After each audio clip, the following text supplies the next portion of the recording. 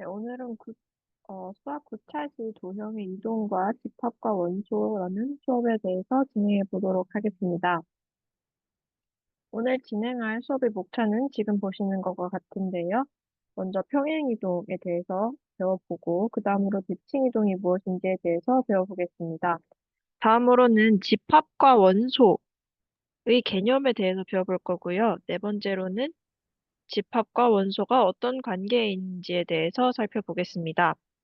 다섯 번째로는 집합이 어떻게 표현될 수 있는지 그 세 가지 방법을 살펴보고 수업을 마무리하도록 하겠습니다. 첫 번째로 평행이동이 무엇인지에 대해서 배워보도록 하겠습니다. 평행이동이라는 것은 좌표 평면 위에 있는 임의의 점, 한 개의 점을 좌표축에 나란하게 이동시키는 것을 의미합니다. 평행이동은 두 가지 종류가 있는데요. 먼저 X축 방향으로의 평행이동이 있고요. 다음으로 Y축 방향으로의 평행이동이 있습니다. X축 방향은 여러분들이 아시다시피 좌표 평면이 이렇게 있을 때 가로선을 X축이라고 하고 세로선을 Y축이라고 하죠. 그래서 X축 방향으로 평행이동을 한다는 것은 이 점을 X축 방향으로 오른쪽으로 또는 왼쪽으로 이동한다는 것이기 때문에 가로 방향으로 이동한다는 것을 의미하고요. Y축 방향으로의 평행이동이라는 것은 이 Y축 방향으로 이동한다는 것은 이 점을 밑으로 이동하거나 여기에 있는 점을 위로 이동하는 것을 의미하기 때문에 Y축 방향으로의 평행이동은 다시 말해서 세로 방향으로의 평행이동을 의미합니다. 그렇다면 A, B라는 이 임의 점 하나가 있는데요.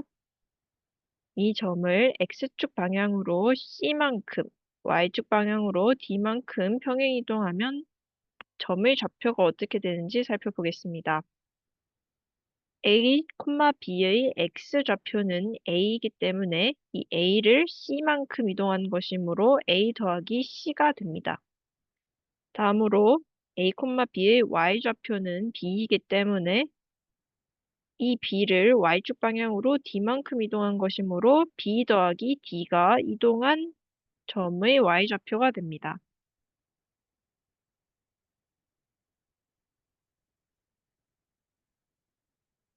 그래서 살펴보시면요. 원래 있던 점의 X좌표, 그리고 X축 방향으로 이동한 만큼을 더해주시면 X좌표가 나오고요.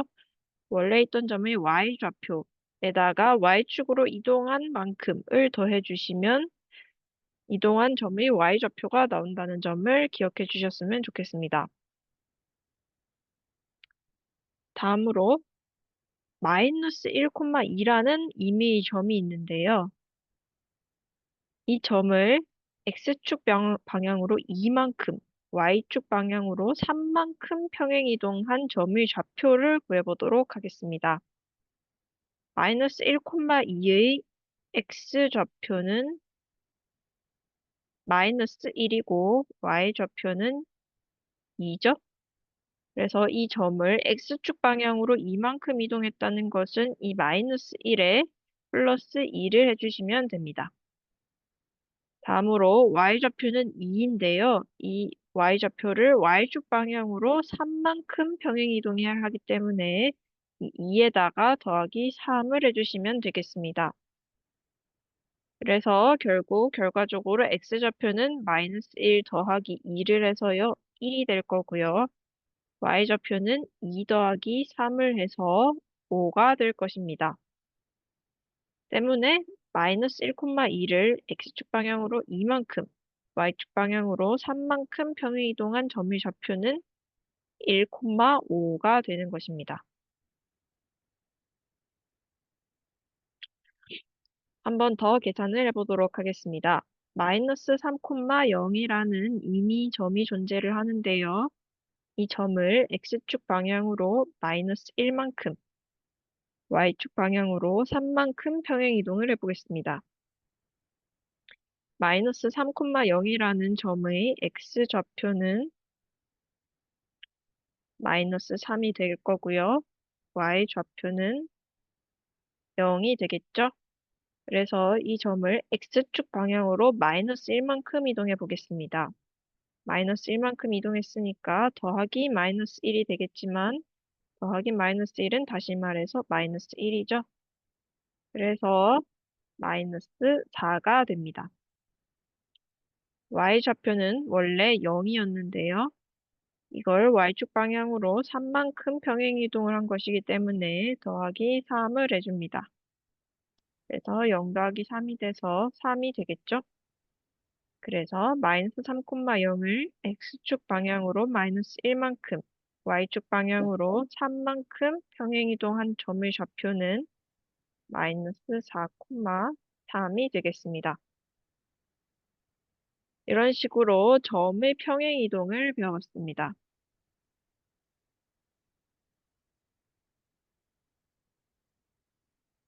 다음으로는 평행이동이 아니라 대칭이동을 배워볼 건데요.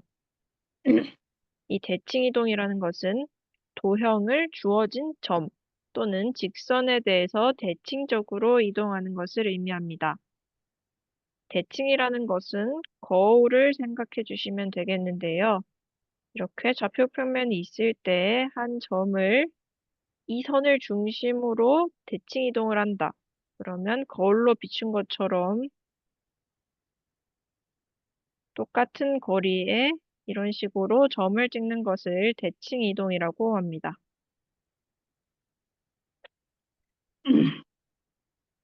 그렇다면 점의 대칭 이동에 대해서 배워볼 건데요. 그 종류에는 네 가지가 있습니다.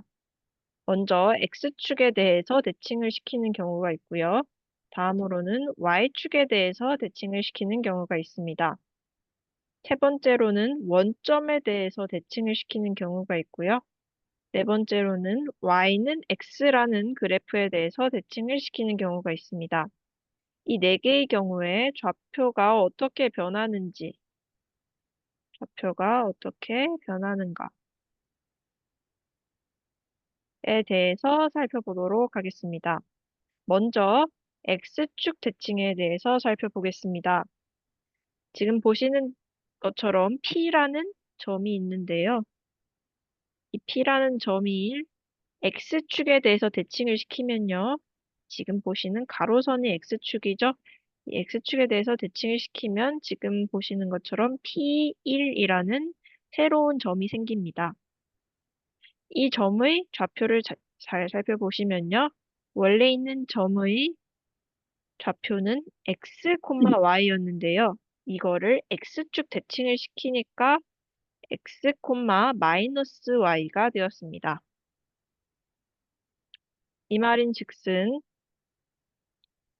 x축 대칭을 시키면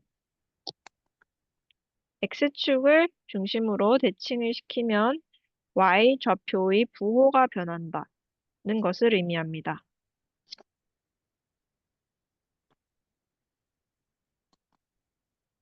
y에서 마이너스 y로 변했죠? 이 부호가 변한다는 것을 의미합니다. 원래는 플러스였지만 x축 대칭을 시키고 나니까 마이너스로 변했다. 반대로 원래 x, 마이너스 y였다면 이거를 x축 대칭을 시키면 x, y가 될 것입니다. 이렇게 x축을 중심으로 대칭을 시키면 y좌표의 부호가 변한다 라고 외워주시면 되겠습니다. 다음으로 x축을 살펴봤으니까 이번에는 y축 대칭을 살펴보겠습니다.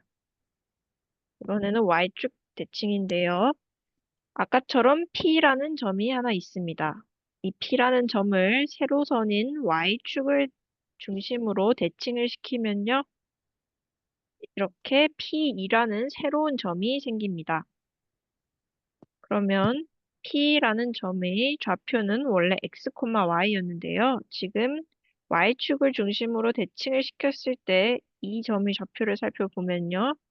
P2는 마이너스 x, y임을 발견할 수 있습니다. x, y에서 마이너스 x, y로 변했죠. 이것은 즉슨 y축을 중심으로 대칭을 시키면 x좌표의 부호가 바뀐다 라고 이해를 해주시면 되겠습니다.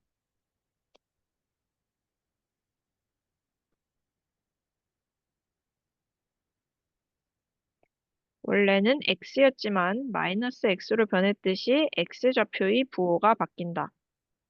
때문에 원래 대칭시키기 전의 점이 마이너스 x, y였다면 대칭을 시키고 난 뒤는 x, y 이런 식으로 마이너스에서 플러스로 바뀔 수도 있다. 이렇게 기억을 해주시면 되겠습니다. 여러분이 기억해 주셔야 될 건요. x축을 중심으로 대칭을 시키면 y좌표의 부호가 변한다고요.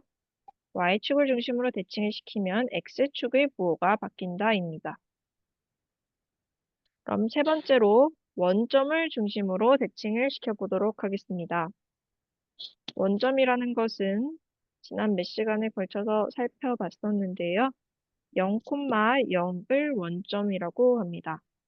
다시 말해서 x축과 y축이 만나는 이 점을 원점이라고 합니다. 자, 그럼 이 점을 중심으로 대칭을 시키면요. 원래는 x, y라는 좌표를 가진 P라는 점이 있었는데요. 이거를 원점을 중심으로 대칭을 시켰더니 P3이라는 새로운 점이 생겼습니다. 원래 P점의 좌표는 x, y였는데요. 원점을 중심으로 대칭을 시키니까 지금 좌표가 마이너스 x, 마이너스 y로 바뀌었습니다. 다시 말해서 원점을 중심으로 대칭을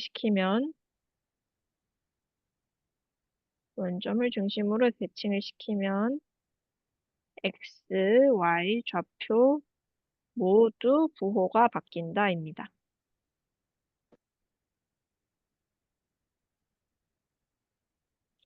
x, y에서 마이너스 x, 마이너스 y가 되었죠. 원래는 플러스가 붙어 있었지만 이게 둘 다 플러스에서 마이너스로 바뀐 것을 볼 수 있습니다.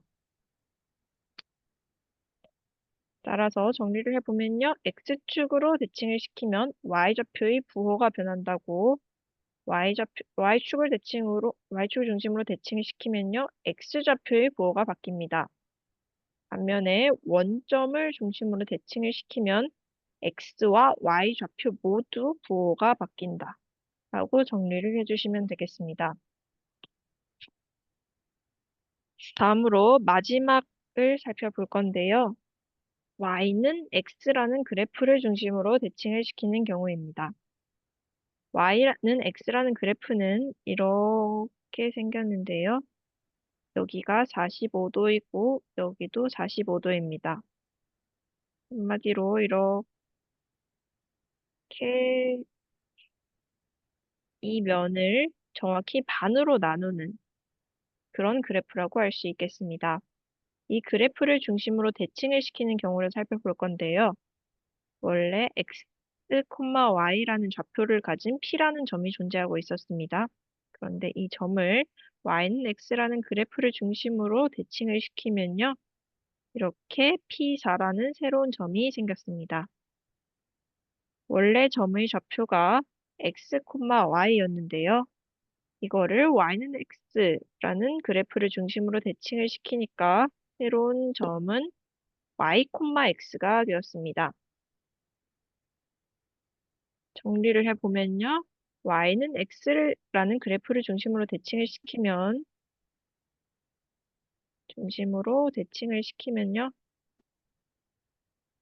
x와 y 좌표가 서로 바뀐다. 이렇게 정리를 해주시면 되겠습니다. 예를 들어 만약에 이 점이 1,2였다면 2,1이 될 것이고요. 1,3이었다면 3,1이 될 것입니다. 이런 식으로 y는 x를 중심으로 대칭을 시키면요. x좌표와 y좌표가 서로 바뀐다. 이렇게 이해를 해주시면 되겠습니다. 지금까지 살펴봤던 4개를 정리를 해보자면요. 먼저 x축을 중심으로 대칭을 시키면 y좌표의 부호가 바뀝니다. 다음으로 y축을 중심으로 대칭을 시키면요. x좌표의 부호가 바뀝니다. 세 번째로 원점을 중심으로 대칭을 시키면 x좌표와 y좌표 둘 다 부호가 바뀝니다. 네 번째로요. y는 x라는 이 그래프를 중심으로 대칭을 시키면요. x와 y좌표가 서로 바뀝니다. 이거를 정리를 해놓고 기억을 해주시면 될 것 같습니다.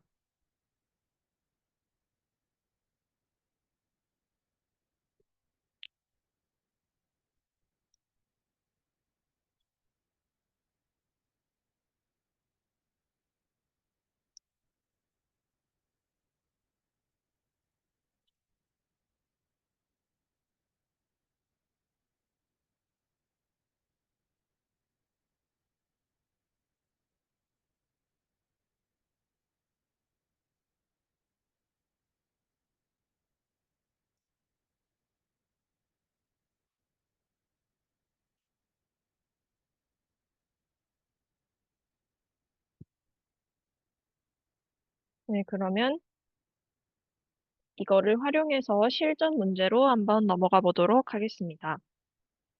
1,2라는 좌표를 가진 점이 존재를 하는데요. 이 점을 x축에 대해서 그리고 y축에 대해서 원점에 대해서 y는 x에 대해서 각각 대칭 이동을 해보도록 하겠습니다. 제가 아까 말씀드렸던 이 규칙들을 이용을 하면 되는데요. 먼저 1,2라는 점을 x축에 대해서 대칭 이동을 하면 어떻게 될까요? x축에 대해서 대칭 이동을 하면 제가 아까 y좌표의 부호가 바뀐다. 이렇게 설명을 드렸습니다.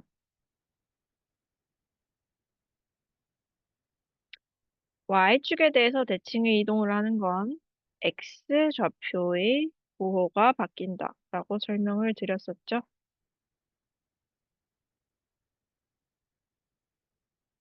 다음으로 원점에 대해서 대칭 이동을 하는 건 x, y 좌표 모두 부호가 바뀐다.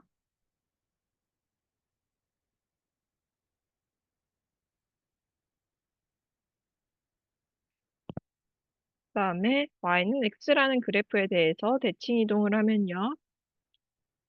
x와 y 좌표의 위치가 바뀐다.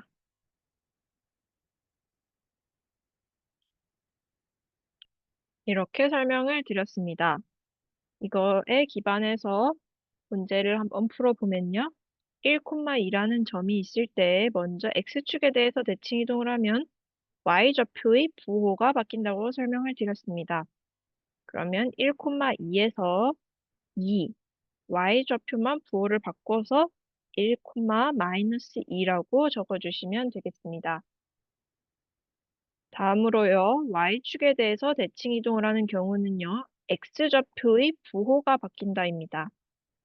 1,2에서의 x좌표는 -1이죠? 그래서 1에서 부호를 바꿔서 -1,2가 되겠습니다. 다음으로 원점에 대해서 대칭 이동을 하는 경우는요. x, y 좌표 모두 부호가 바뀐다.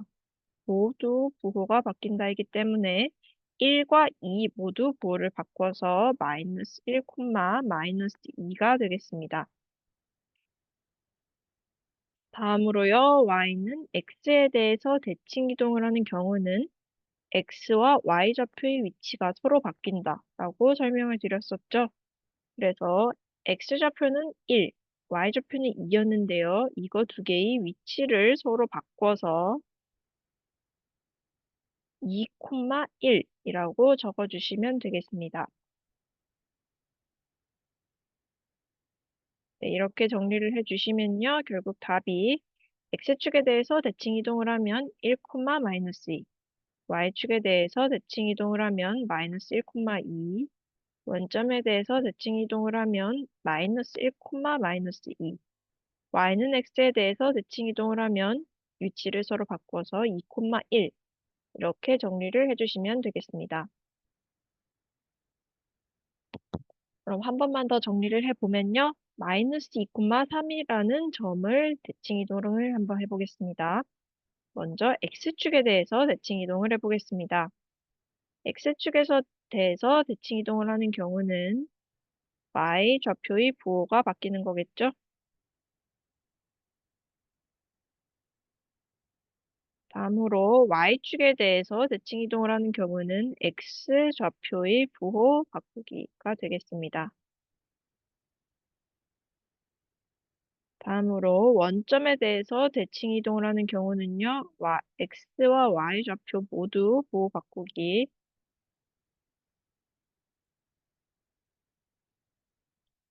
다음으로 Y는 X라는 그래프에 대해서 대칭 이동을 하는 경우는요. X와 Y 좌표를 서로 바꾸기.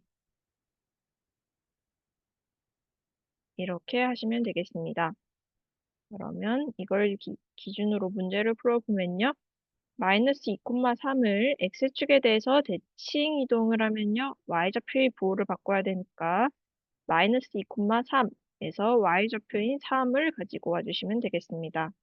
그래서 마이너스 2,3을 부호를 바꿔서 마이너스 3 이렇게 적어주시면 되겠고요. X좌표의 부호 바꾸기. Y축에 대해서 대칭 이동을 하면 X좌표의 부호 바꾸기를 해주셔야 되니까 마이너스 2가 X좌표죠. 그래서 원래는 마이너스였지만 플러스로 부호를 바꿔서 2,3이 되겠습니다.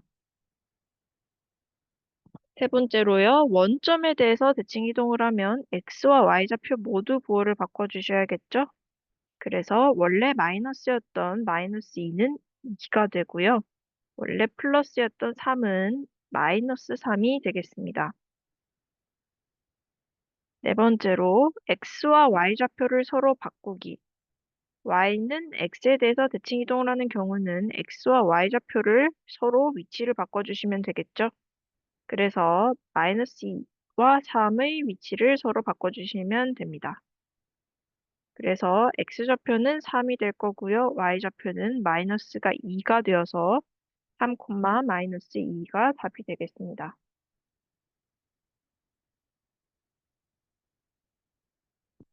그래서 X축에 대해서 대칭 이동을 하면 마이너스 2, 마이너스 3이 될 거고요. Y축에 대해서 대칭 이동을 하면 2, 3이 되겠습니다. 원점에 대해서 대칭 이동을 하면 2, 마이너스 3이 될 거고요. Y는 X에 대해서 대칭 이동을 하면 3, 마이너스 2가 정답이 되겠습니다. 다음으로는 집합에 대해서 배워볼 건데요. 이 집합에 대해서 배우기 전에 쉬는 시간을 갖도록 하겠습니다. 쉬는 시간은 8시까지 가질 텐데요. 이번에 나갈 진도가 얼마 없어서 오늘 쉬는 시간은 좀 길게 가지겠습니다. 전부 쉬시다가 8시에 다시 모여주시면 감사하겠습니다.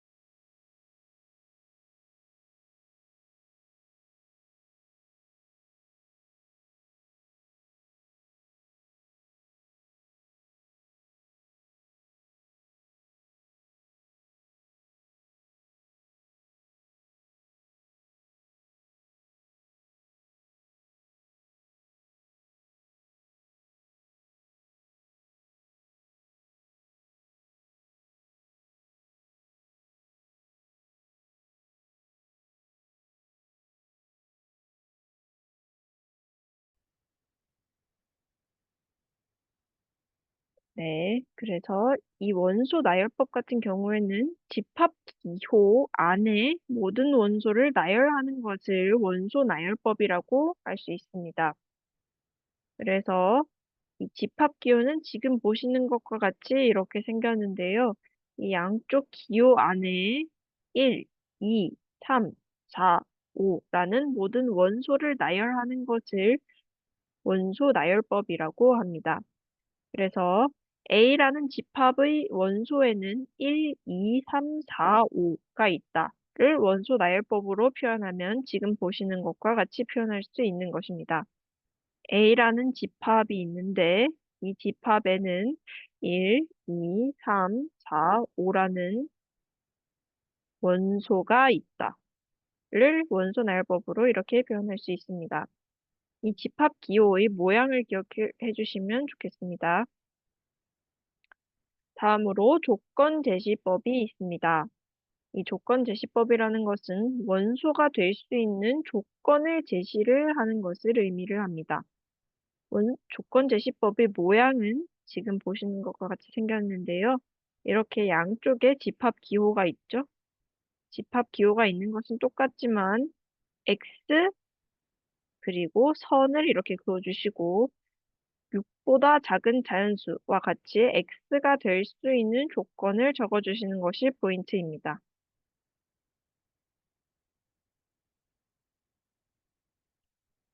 그래서 A라는 집합은 6보다 작은 자연수를 포함하고 있는 집합이다. 라고 적어주시고 이렇게 집합 기호를 양쪽 끝에 적어주시면 되겠습니다. 그래서 아까 원소 나열법에서는 A라는 집합에 1, 2, 3, 4, 5라는 원소가 있다. 이렇게 다 적어주셨다면 이거를 다른 방식으로 표현하면 6보다 작은 자연수가 A라는 집합에 포함된다. 라고 적어주시는 것이 조건 제시법이라고 볼 수 있겠습니다. 세 번째로는요, 벤 다이어그램이라는 것이 존재합니다. 아까는 원소 기호를 사용해서 나타냈다면 이번에는 그림의 형태로 나타내는 것이 벤 다이어그램입니다. A라는 집합이 존재하는데 이 집합 안에는 1, 2, 3, 4, 5라는 원소가 존재한다. 를 그림으로 그려주시면 이렇게 되겠습니다. 그래서 정리를 해보자면요.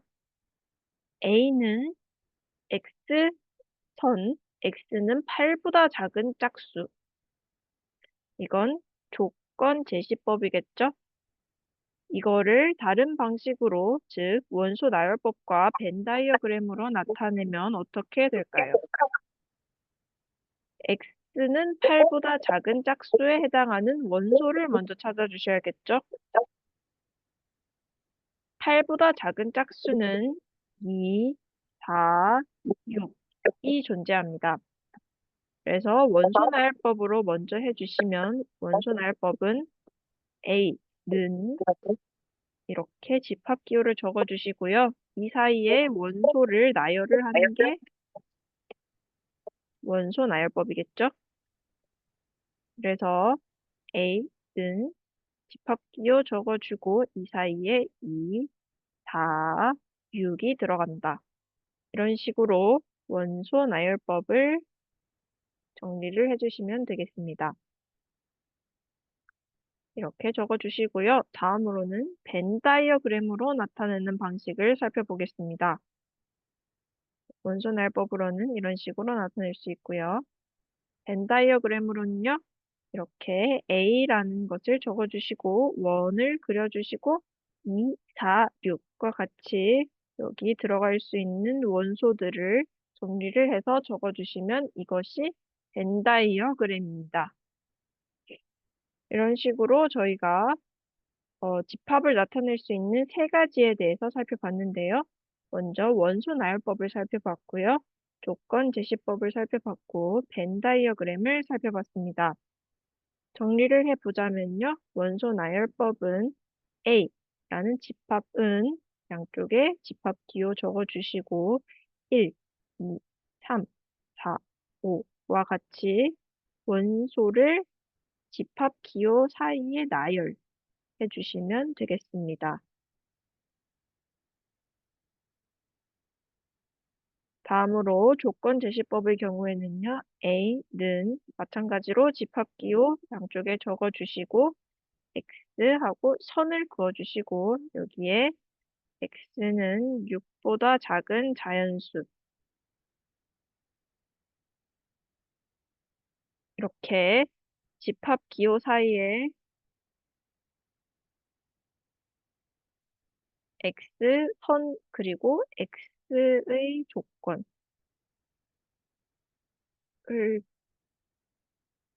적어주는 형식이 조건 제시법이라고 할 수 있겠습니다.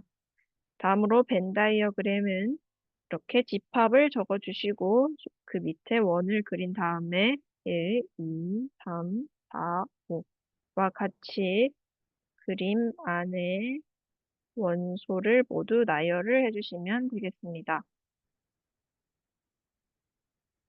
이런 식으로 집합의 표현에 대해서 살펴봤는데요. 제가 오늘 사용한 집합의 이름은 모두 A였지만 꼭 A가 아니어도 뭐 집합 B가 있다. 집합 C가 있다. 집합 X가 있다. 뭐 이런 식으로 집합의 이름은 달라지기도 하니까요. 이 집합 이름에 맞춰서 여기에 A를 적어주시든 B를 적어주시든 X를 적어주시든 여러분 마음대로 해주시면 되겠습니다. 이런 식으로 집합의 표현에 대해서 살펴봤습니다.